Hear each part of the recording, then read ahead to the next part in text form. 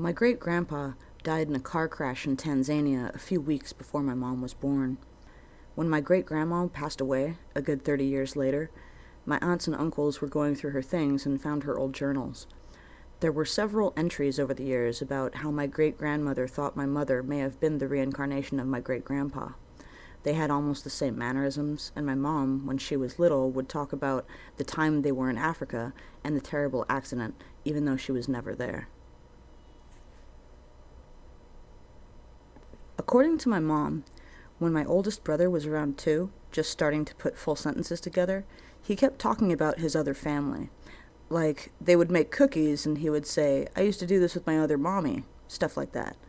It goes on for a while, so finally my mom asks him when he lived with his other family. "Before you had me." "Well, what happened to them?" "A bunch of soldiers came to our village."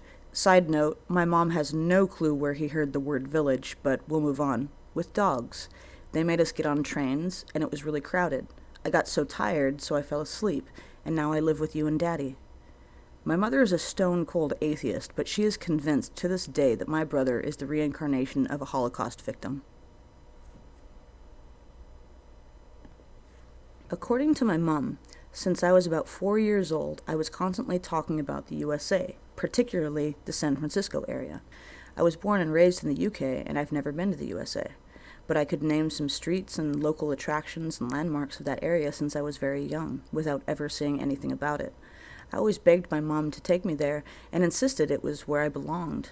I should add, we've always moved around to different towns, so I never really felt like anywhere I lived was really my home.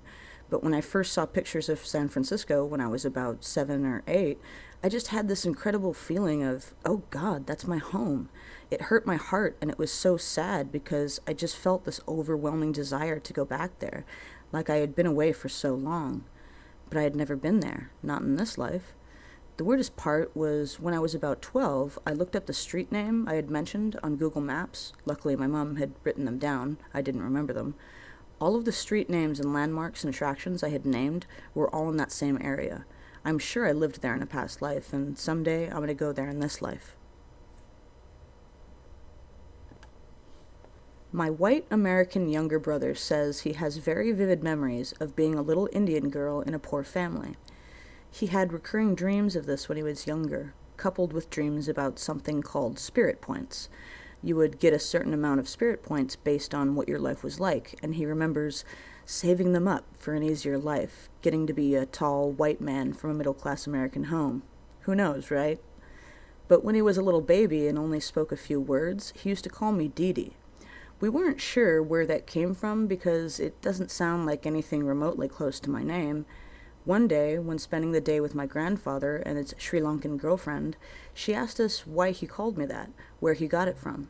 We told her that we had no idea, and she said, "It's just funny because Didi in Hindi means older sister."